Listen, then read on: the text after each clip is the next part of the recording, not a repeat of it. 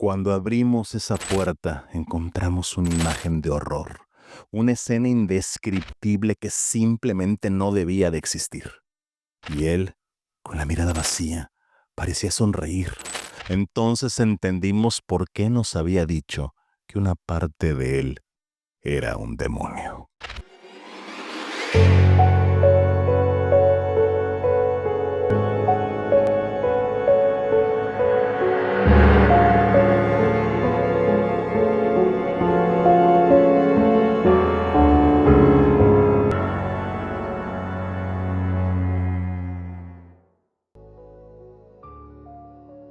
Bienvenidos a un episodio más de Espejo Negro, el podcast de las leyendas. Yo soy Ramón Valdés y esta noche vamos a hablar de un caso real, uno tan oscuro que se puede convertir en una macabra leyenda. Uno de esos casos que no necesitan ficciones para helarte la sangre, porque lo que ocurrió en Ecatepec durante varios años no fue un cuento de horror. Fue una pesadilla, la imagen viva de un monstruo que caminaba entre nosotros. En este podcast solemos hablar de espíritus, de brujas, de seres sobrenaturales que nos acechan en la oscuridad, pero esta historia es distinta. Esta ocurrió en plena luz del día, en calles llenas de gente, con vecinos que quizá nunca se dieron cuenta de quién vivía en su misma cuadra. Ecatepec, Estado de México, es una ciudad inmensa, caótica, donde conviven más de 1,5 millones de personas. Un lugar donde las autoridades muchas veces solo llegan a atender una emergencia cuando ya es demasiado tarde. Durante décadas, la criminología ha tratado de entender a los que llaman los asesinos seriales. ¿Qué los lleva a cometer estos terribles actos una y otra vez? Algunos matan por placer, otros por rabia, muchos por un impulso que no pueden explicar. Los psicólogos les ponen nombres: trastornos antisociales, traumas de infancia, narcisismo psicológico. Pero hay una categoría más oscura, más difícil de clasificar. Aquellos que aseguran que no actuaban solos, que alguien o algo les hablaba, que escuchaban voces, que obedecían órdenes. Hay quienes dicen que Dios se los pedía, otros que el diablo. Algunos ni siquiera pueden nombrar a la entidad, solo saben que estaba ahí, dentro de ellos, exigiendo sangre. Y cuando esas voces se combinan con odio, con resentimiento, con una vida destrozada desde la infancia, el resultado es una bomba de tiempo.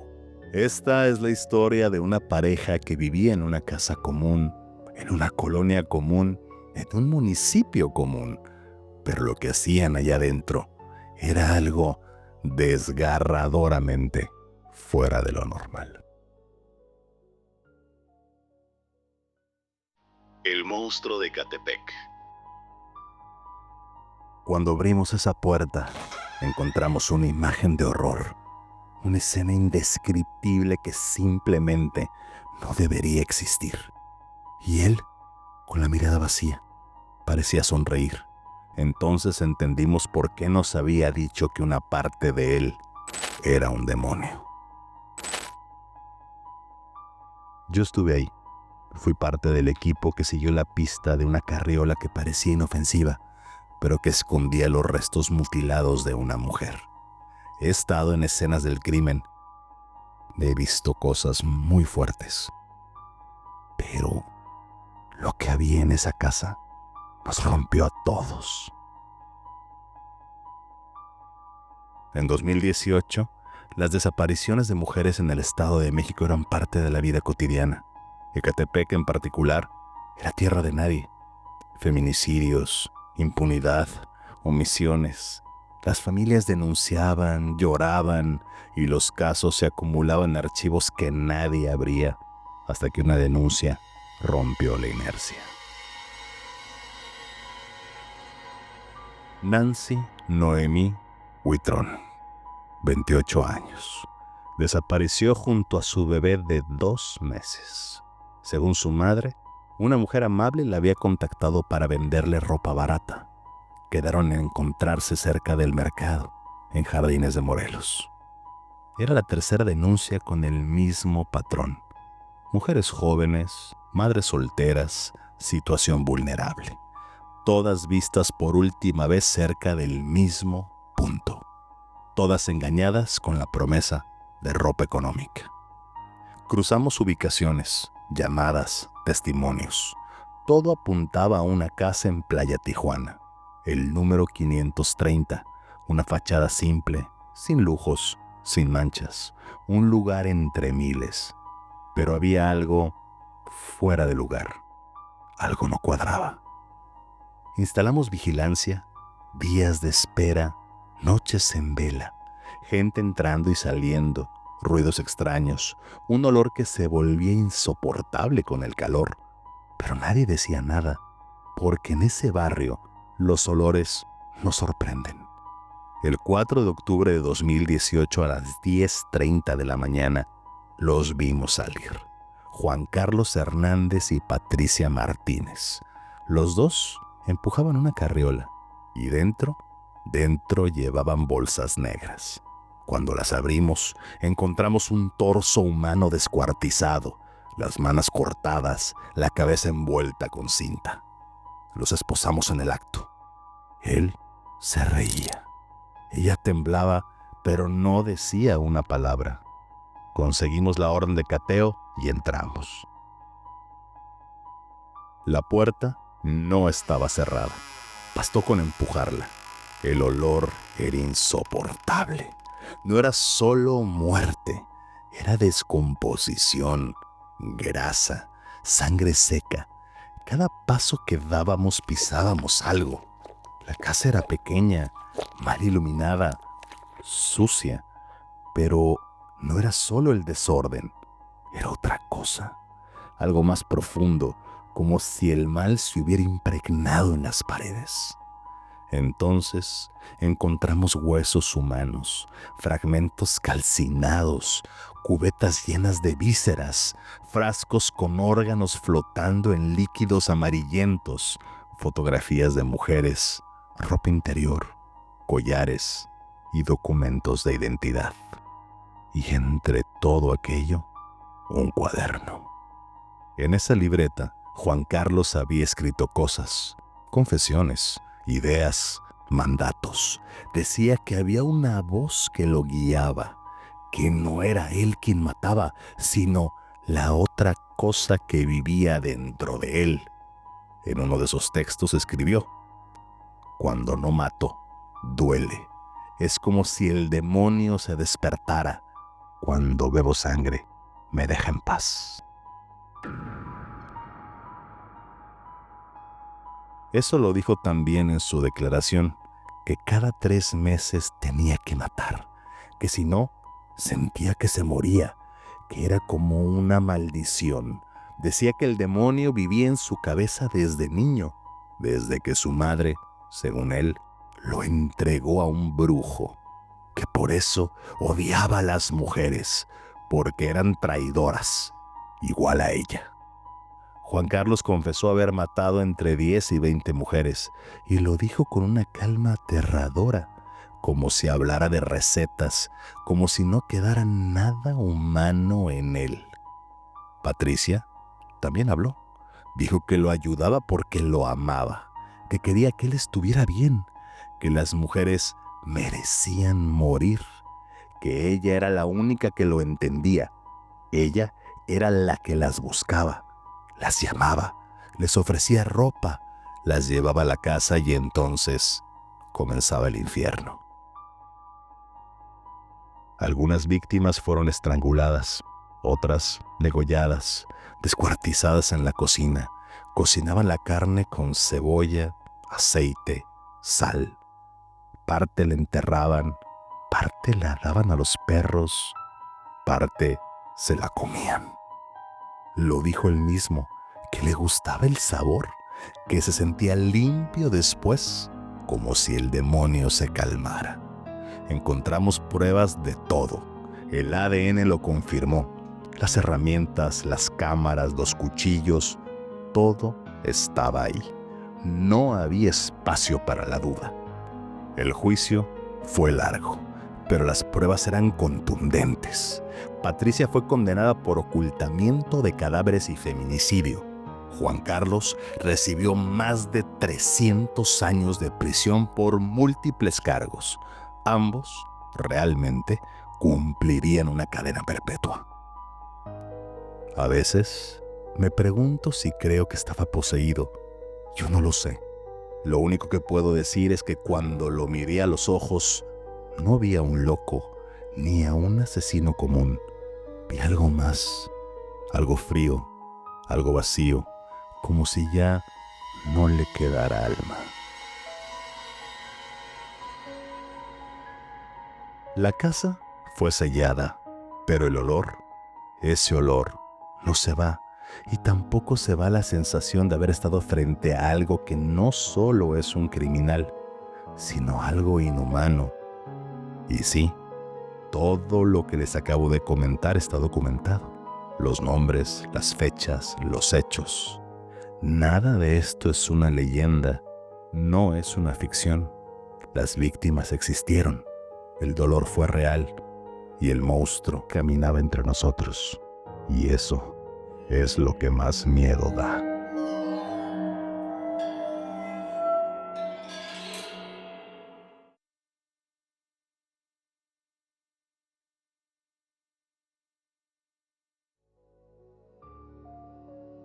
El monstruo de Ecatepec no fue un espectro ni una criatura de la oscuridad.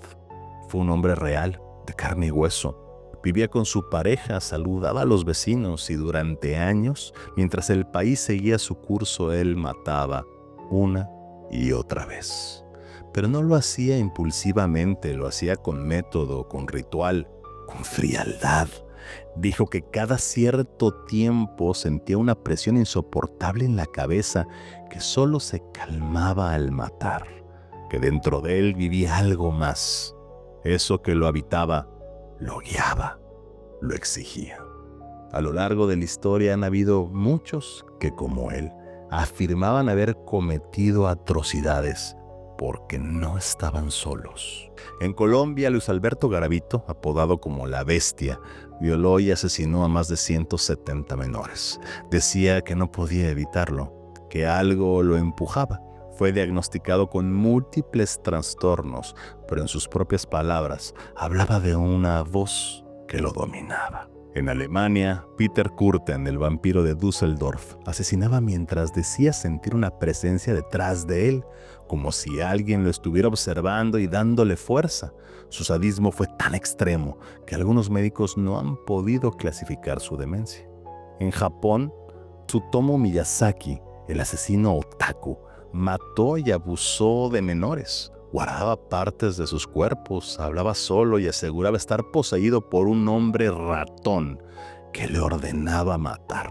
Jeffrey Dahmer, el caníbal de Milwaukee, en Estados Unidos, quien asesinó a 17 hombres. Según sus propias declaraciones, cometió actos de necrofilia y canibalismo.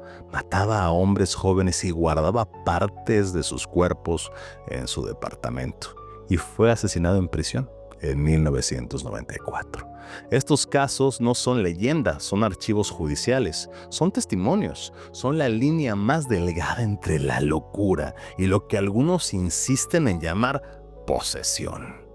El monstruo de Ecatepec encaja en esta misma categoría, la de los asesinos que no solo matan, sino que obedecen, que actúan como instrumentos de algo que dicen que no pueden controlar. Y aunque la ciencia puede explicar sus traumas, sus patologías, su psicopatía, hay un momento en que las palabras no alcanzan. ¿Era una excusa? ¿Una construcción para no enfrentar la culpa? ¿O realmente, en el fondo, hay algo más? Algo que hablaba a través de ellos. Las respuestas, si existen, no las encontraremos en un expediente. Lo que sí sabemos es que durante años nadie sospechó de este monstruo, que su casa era una trampa perfecta, que sus crímenes eran sistemáticos, silenciosos, rituales, que convirtió a su pareja en su cómplice, que desapareció a más de una decena de mujeres y que se alimentaba de ellas. y que cuando lo detuvieron no mostró arrepentimiento, solo una calma enfermiza, como si finalmente hubiera hecho lo que debía hacer.